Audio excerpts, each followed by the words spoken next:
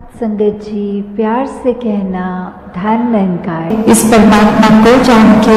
अपनी असल पहचान कर लें तो बात वही जो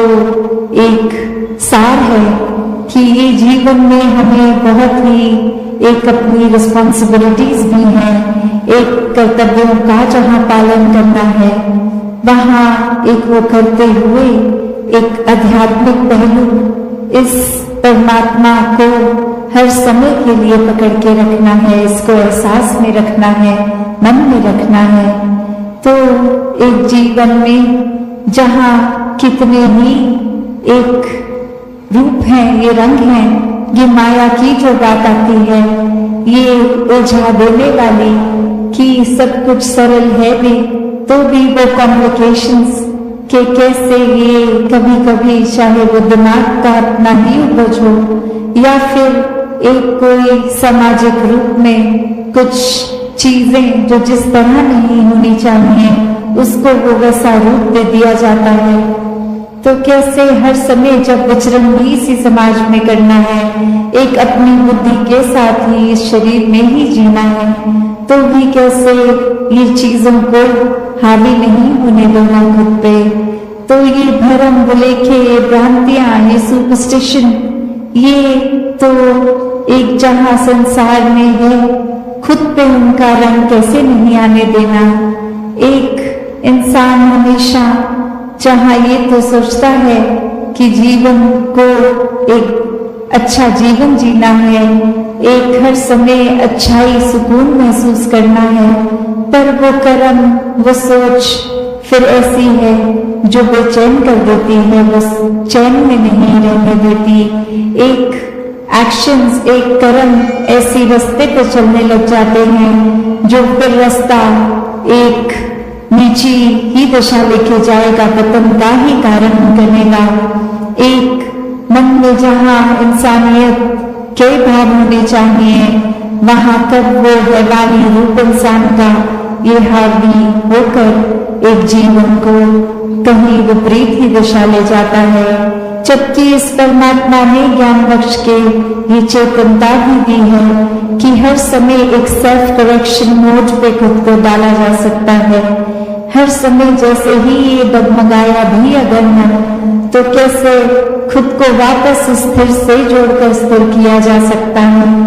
पर ये इंसान तो हर समय फिर वही बात कि एक चाहत तो है कि जीवन में उजाला आएगा, पर फिर वो उजाले को पता भी है प्राप्त करने का एक भक्तों ने रास्ता दिखाया, पर ये अंधकार में ही एक विचरण करने का एक मजा आने लग गया। एक जब पता भी है अक्सर हमें कुछ भी जीवन में कर रहे होते हैं और वो बात ऐसे लगती है कि हाँ ये ख्याल आया तो था पर उस पर कुछ एक्ट नहीं किया, उसको ज्यादा गहराई तक सोचा नहीं, जैसा चल रहा था सब कुछ चलने दिया। तो बात वही वो जो हम कॉन्शियस की बात करते हैं, एक चेतनता की बात करते हैं कि अगर ये कोई बदलाव के लिए एक जीवन में सोच आई भी तो उसको अनदेखा कर दिया, उस पर तवज्जो ही नहीं दिया, एक आई गई बात हो जाती है। तो ऐसे ही इंसान इस संसार में आए तो हैं एक रूप ये कि ये पता है सब माया है, सब क्षणभंगुर है, कुछ भी हमेशा नहीं रुकना, फिर भी हर एक चीज पे मन इस तरह टिका लेता है कि फिर वो ना होने का दुख एक अंदर से मन को खलता है कि ये सब कुछ हासिल होना चाहिए था और वो नहीं हासिल हो पा रहा। तो फिर उसके ही गम में वह रहकर तो एक कहानी भी इसी प्रकार की कि कहाँ एक इंसान उठता है सुबह और जाके जिस जिस व्यक्ति को अपने घर के बाहर देखता है सबको जा जाकर बोलता है कि मैंने तो सब राजपाट छोड़ दिया है, एक मैंने सब चीजों को, सुख सुविधाओं को अबैंडन कर दिया है, ये एक मैं इतना बड़ा राजा और फिर कुछ भी अब मैं उस तरह वो नहीं अपने पास एक लग्जरियस लाइफ रख रहा हूँ। और वही व्यक्ति के जो ये सुनने वाले, उनकी जहाँ वो हंसी भी निकलती है कि आप तो यहीं रहते हैं, आप तो कोई महल में नहीं रहते, आप तो कहीं के भी राजा नहीं हैं। तो ये त्याग की बात आई कहाँ से? क्योंकि कोई राजपाट तो था ही नहीं, वो त्यागा फिर कैसे? और फिर वो व्यक्ति बोलता है कि ये सब कुछ था सपने में मेरे पास, और उठ के अब मुझे एक लगा कि मुझे वो चाहिए नहीं, मैंने छोड़ दिया। तो सोचने वाले जो सोच रहे हैं वही बात हमारे जीवन पे भी लागू है कि ये रोज उठकर हम भी वही सोचते हैं कि एक हमने कुछ छोड़ दिया है, ये जो अंधकार का जीवन है ये हमने छोड़ दिया है और हम एक रोशनीमय जीवन में, एक उजाले में अब मुख रख रहे हैं। पर वही बात कि कैसे भरम वो लेखे कि ये सपना जहाँ भरम था, सच्चाई थी भी नहीं, कोई राजपाट था ही नहीं, तो उसका त्याग करना भी कोई। संसार में आज जो हर एक का एक ये नोटिस में हर कोई कर रहा है कि कैसे एक अपने जीवन को अगर इस परमपिता परमात्मा, इस निराकार, इस सत्य के साथ अगर ना जोड़ा जाए, इसको अगर आधार ना बनाया जाए, तो एक कुछ समय तो कोई चीज़ अगर एक खुशी दे रही है, मज़ा दे रही है, और कुछ पल बाद ही वो फीकी सी एक उसके साथ महसूसियत होने लगती है। और कैसे फिर मन ये डगमगाने लगता है, सोच विचार हावी हो जाते हैं, फिर मन में वो चैन और सुकून का भाव कहीं ना कहीं खो जाता है। तो ये निराकार पे जब भी अपने मन को केंद्रित जो भी करता है, तो वो भाव मन के कि ये आनंद की अवस्था से मन विभोर, तो कैसे एक अपने जीवन में हमें हमेशा इस निराकार के ही एक सोच, इसी के ऊपर आधारित, मन के भाव इसी पे आधारित, और दिल से फिर ये जो प्यार पूरे संसार के लिए एक संत जनों की शिक्षाओं पे आधारित जीवन बनाकर जिया जाए। वरना तो संसार में आज हम देखते हैं तो लोग कोई भी चीज़ से बहुत आसानी से भ्रमित कर देते हैं, एक बात बोलकर कि वो जिसको हम रूमर्स का नाम देते हैं कि किसी ने कुछ कह दिया वो सच है नहीं है। कैसे आजकल हम सोशल मीडिया पे या वर्ड ऑफ माउथ से देखते हैं कि वो बात ठीक है नहीं है, बस आगे से आगे वो बात पहुंचा दी, हर किसी को कुछ भी बोल दिया, और ये भी खुद अपने एंड से चेक नहीं किया कि वो ठीक भी है कि नहीं है। दासी ने एक उदाहरण कुछ समय पहले आपके चरणों में रखा था, और वही कहानी फिर से कि कैसे एक कॉलेज में एक दूसरे देश का किसी व्यक्ति ने परफॉर्म करना, और वहीं वो भाषा जो वो व्यक्ति इस्तेमाल करते थे, बाकी अन्य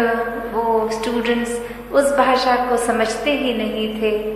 तो उन्हीं में से एक स्टूडेंट को मस्ती एक दिमाग में आई, और वो माइक से पहले उन वक्ता के खुद आ गए और बोलने लगे कि इनकी एक खासियत है, ये बहुत ही एक कॉमिक, एक बहुत ही मजाकिया एक हमारे आगे प्रस्तुति रखेंगे, पर खास बात यही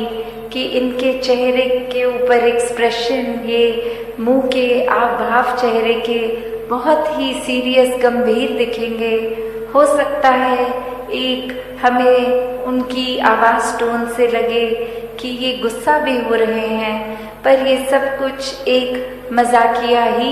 इनकी प्रस्तुति है, तो बार बार इनकी प्रस्तुति के बीच में हंसते रहना है। और ऐसा वो व्यक्ति बोलकर उतर गया, और अब वो परफॉर्मर आए और वो जब अपनी एक स्पीच, एक अपना कला पेश करने लगे तो सभी विद्यार्थी हंसने लग गए और वही वो चेहरा और गंभीर होता गया कि मैं इतना सीरियस कोई मैसेज दे रहा हूँ, विद्यार्थी तो सभी हंस रहे हैं, पर वहाँ विद्यार्थियों के ऊपर ये प्रभाव उस एक स्टूडेंट का छोड़ा हुआ कि इसमें तो हंसना ही है और पूरी परफॉर्मेंस में वो कहीं ना कहीं अपने आप से बीच में हंसते चले गए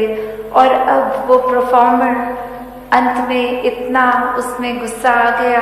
वो स्टेज को ही छोड़कर चला गया और उसके एग्जिट पे भी विद्यार्थी और जोर से हंस रहे। तो वो भाव क्या कि एक व्यक्ति ने कैसे एक हर एक को, जो बात तो कुछ ऐसी थी नहीं, वो परफॉर्मर भी कोई मजाकिया अदाकारी नहीं, कोई एक बहुत ही गंभीर मैसेज, सोशल मैसेज देने आया और किसी ने भी वो, क्योंकि एक कान में बात किसी एक व्यक्ति द्वारा गई कि ये ऐसा नहीं ऐसा है, तो हमने अपने दिमाग की वो परसेप्शन वैसे बना के उसी के ऊपर अपने मन के भावों को मोड़ दिया कि उस एक व्यक्ति ने जैसा कहा है तो ठीक ही कहा होगा। तो वैसे ही एक संसार का वातावरण कि एक व्यक्ति ने कुछ कहा और हमने फिर, चाहे वो संदेश क्या मिल रहा है क्या नहीं, उसको छोड़ के बस अपने दिमाग में जो धारणा पहले से बनाई थी उसी धारणा को लेके आगे अपना व्यवहार बदल दिया। तो इस पूरे स्टोरी में जो भाव है कि दुनिया में तो एक भ्रमित करने वाले बहुत ही मिलेंगे, हर किसी ने अपनी मान्यताओं के, अपने एक्सपीरियंस और कुछ एक स्वभाव भी कभी कभी अड़चने डालने वाला किसी का, तो उसने अपने मुताबिक अपना फायदा देखते हुए ही एक ऐसा कह देना है कुछ, तो वो एक भ्रमित करने वाले तो हैं, पर वो गलती किसकी आती है जो वो भ्रम में पड़ जाए। जब हम ब्रह्म पुरुष होकर, एक ब्रह्मज्ञानी होकर, तो भी अगर हम भटक जाते हैं किसी के कुछ कहने पे, तो फिर ये चेतनता कहाँ है। अगर हम इस स्टोरी के केस में देखें तो फिर भी वो स्कोप हो सकता है कि वो भाषा नहीं समझते थे तो किसी ने जो कह दिया उसी को ही सच्चाई मान ली। यहाँ तो हम वैसे सब बुद्धिजीवी, ये चेतनता रखने वाले, फिर भी एक अपनी बुद्धि को परे रखकर अक्सर अफवाहों में पड़ जाते हैं। एक आगे से आगे वो कुछ ना कुछ मैसेज दे देते हैं। तो कैसे हमें हर समय ये अलर्टनेस, ये चेतनता, क्योंकि ब्रह्मज्ञानी है तो एक ब्रह्मज्ञानी होने का एक ड्यूटी, ये रिस्पॉन्सिबिलिटी भी है कि हर समय की चेतनता होनी है। ये ब्रह्मज्ञानी होने का मतलब ये नहीं कि हम इस जहाँ निराकार के आश्रय, इसके रंग में रंगे हर समय एक आराम से इसी के रंग में आराम से तैरते हुए हैं, गोइंग विद द फ्लो वाली भाव। तो फिर भी ये चेतनता तो एक कैरेक्टरिस्टिक है ब्रह्मज्ञानी का। ये कहीं भी नहीं है कि अगर आप एक भोले संत हैं, ब्रह्मज्ञानी हैं, तो आप चेतनता का प्रयोग नहीं करेंगे। नहीं, संत स्वभाव ही चेतनता का उसमें योगदान होता है कि संत कभी भी ऐसा कोई कार्य नहीं करते जो इस निराकार के एहसास या कोई एक अच्छी शिक्षाओं से विपरीत होता है। एक माइंडलेस एक्टिविटी में कभी कोई भी संत इंडल्ज नहीं करता, तो वो परख भी कि क्या ठीक है क्या गलत है, हर समय का वो डिसीजन बनाना, यह चेतनता ही एक उपयोग में आती है। तो अक्सर कोई ना कोई ये बात को भी उस तरह बोल देता है कि ये तो सब निराकार ही कर रहा है, तो खुद उसमें अपने एक वेस्टेड इंटरेस्ट, एक अपने फायदे की चीज छुपाकर, एक उस तरह जैसे मुहावरा यूज होता है कि किसी के कंधे पे बंदूक लगा दी तो बात वही, फायदा हमारा, और बात को उस तरह मोड़ दिया कि हमारा इसमें कोई फायदा नहीं, ये तो बस निराकार करता जा रहा है। तो हमेशा ये एक चेतनता का प्रयोग संतों ने हमेशा से जहाँ किया भी है और उनके जीवन से भी झलकता है, जहाँ ये आनंद लेना है, इस निराकार की मस्ती में चूर रहना है, वहाँ हर समय एक अलर्टनेस की भी बात है कि कहीं कोई ऐसी चीज तो नहीं हो रही जो हमसे हमारे नुकसान और किसी और के नुकसान के लिए हो रही है, या फिर अक्सर कोई ऐसी बात कि अगर हमारा भी कोई फायदा उठा रहा है तो उसमें भी चेतनता का ही प्रयोग होता है। तो एक वही बात कि अपनी बुद्धि को उस तरह एक ये ज्ञान प्राप्त करके, ब्रह्म ज्ञान लेकर इस निराकार परमात्मा से हर समय के लिए अपना मिलाप कर ले, तो कैसे सिर्फ महाराष्ट्र ही नहीं, एक पूरे संसार में अगर हम देखें तो कितना वो फर्क आ जाता है, वो कितना देखने में कि रूप आकार या फिर एक जोग्राफिकली कोई डाइवर्सिटी है, या कोई बोलने की तरह कोई भाषा, कोई आकार शक्ल, तो कैसे इतने अलग अलग जहाँ देखने में ही है हर कोई।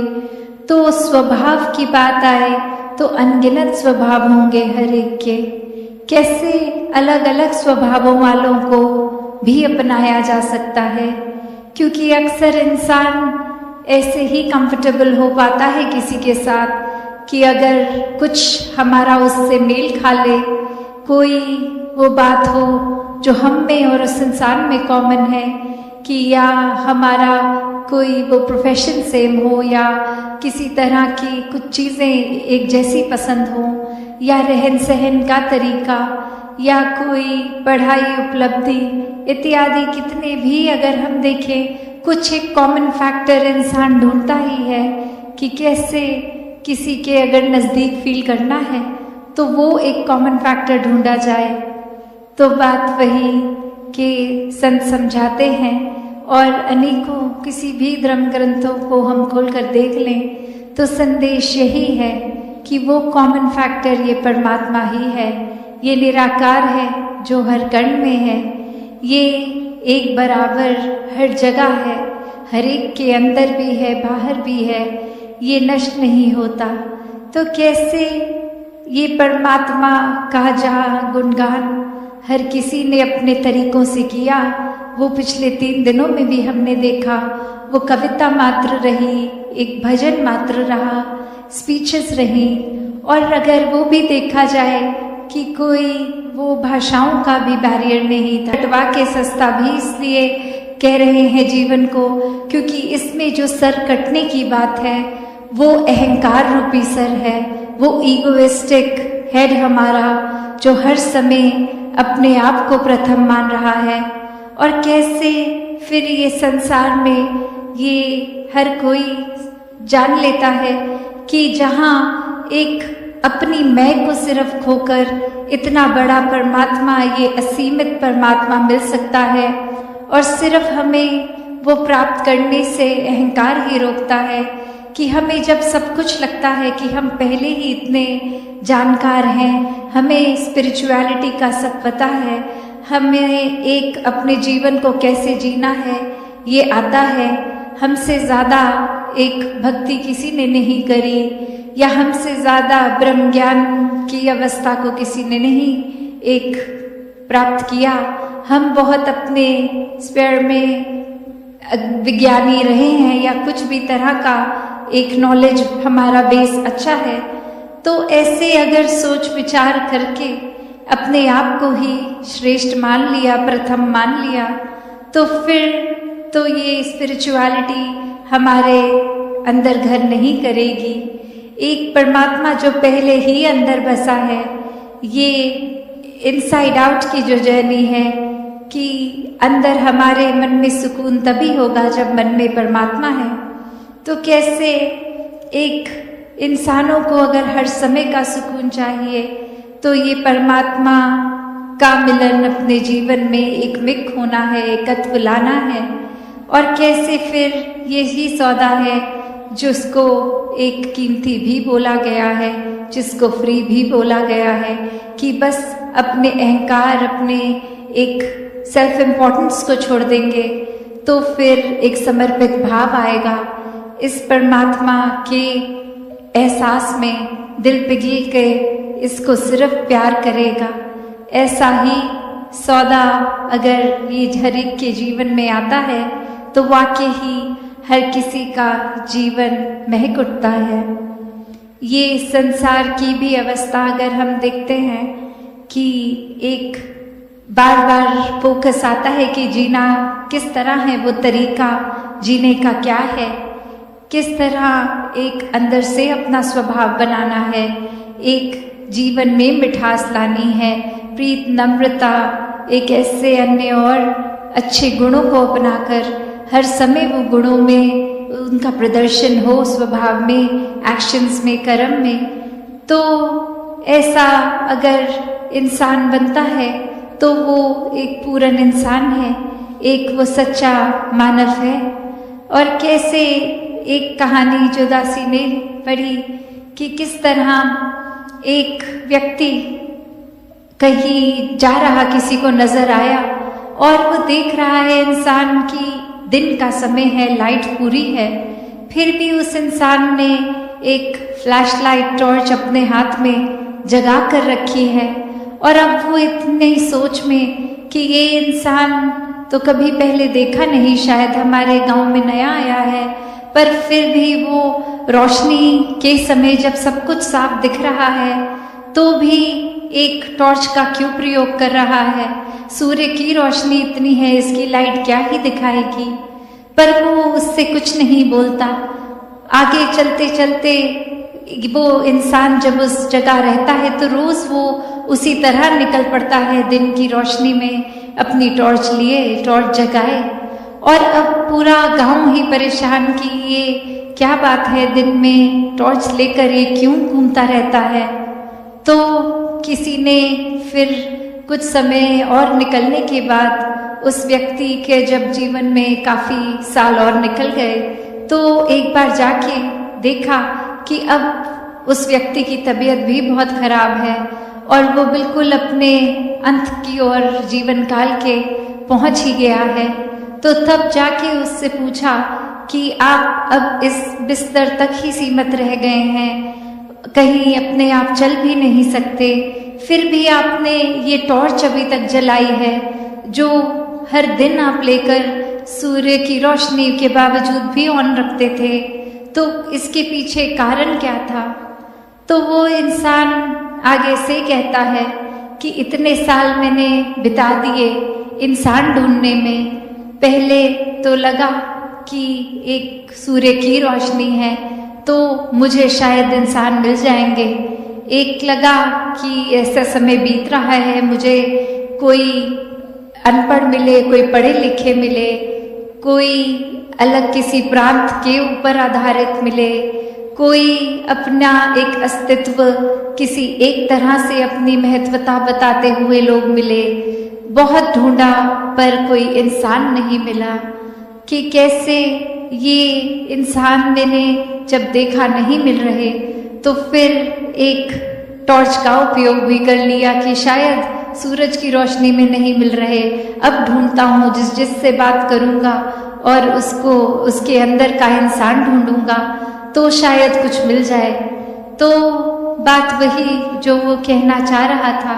कि हम कैसे हर समय अगर ऐसा करके एक इंसानियत को खोते हैं। तो वो बात समझाते समझाते आगे वो फिर से उस व्यक्ति से बात करते हुए कहता कि अब क्या आपको इंसान मिल गए, इतने साल सूर्य की रोशनी में भी जो नहीं मिले थे अब क्या टॉर्च की लाइट से ढूंढने से मिल गए। तो वो आगे कहता कि इंसान तो कोई नहीं मिला, पर शुक्र है किसी ने मेरी टॉर्च नहीं चुराई, क्योंकि काफ़ी हर समय ऐसे भी लोग दिखे जिनकी नज़र होती थी कि मेरा ध्यान भंग हो, कहीं मैं इधर उधर ये रख दूं और वो चुरा कर ले जाए। तो इंसान की अवस्था इस कहानी के माध्यम से, ये दृष्टि, इस दृष्टिकोण से कि कैसे एक इंसान का स्वभाव क्या बनता जा रहा है, जो इतना दैवीय इंसान, परमात्मा की अंश इंसान, एक बहुत ही इनोसेंस रखने वाली आत्मा इस शरीर के अंदर, और कैसे वो शरीर फिर दुनियावी माया में रहकर एक इतना अपने आइडिया से करप्टेड होके, एक अपनी सोच को इतनी दूषित करके, ये आत्मा भी अब इतनी कंफ्यूज की जिस शरीर में है, जो एक दुनियावी माया दिख रही है, ये अस्तित्व कहीं इसी में ही खो गया, अपनी असली पहचान खो गई। तो कैसे अपनी असली पहचान को वापस एक असली रूप अपना देखा जाए? तो बात वही कि संतों का संग करके ही, एक ब्रह्म ज्ञान प्राप्त करके ही ये अपना असली रूप इस आत्मा को नजर आता है, ये परमात्मा से मिलन हो पाता है। और कैसे फिर जीते जी हर कोई जहाँ भक्ति का रंग लेते हुए अपने जीवन में फिर अपने जीवन को बहुत खूबसूरती से सब रिश्ते, सब जिम्मेवारियां निभाते हुए जी लेता है। तो कैसे हर किसी ने जहाँ वही एक कोशिश हर समय की करनी है कि इस निराकार से जितना जुड़ेंगे उतना एक असली इंसान हमारे अंदर का इंसानियत बाहर आएगी, और उसी इंसानियत को जीवित रखना है जब तक वाकई ही ये मौत ना आए। तो मरने से पहले ये जीने का सौदा है ब्रह्म ज्ञान, कि हर पल में जी लें, चाहे मौत तो एक बार ही आनी है, पर ये जीवन के पल हर समय इस तरह जिए कि वाकई ही जीवन जी रहे हैं। तो हर कोई अपने जीवन को जहाँ एक खुशहाल जीवन अपनी एक माइंडसेट से, इस निराकार के आश्रय से कर सकता है, वो फिर आनंद की अवस्था में हर समय रहकर शुक्राने भाव में रह सकता है। तो ऐसा जीवन हर कोई जीता चला जाए। और पिछले कुछ दिनों से आप सभी महापुरुष जो अब समागम किया, ये कंक्लूजन रूप भी आज का दिन, तो कैसे सेवाओं में कितने समर्पित रहे, और वो भाव, चाहे वो महापुरुष जो उपस्थित हो पाए या नहीं हो पाए, तो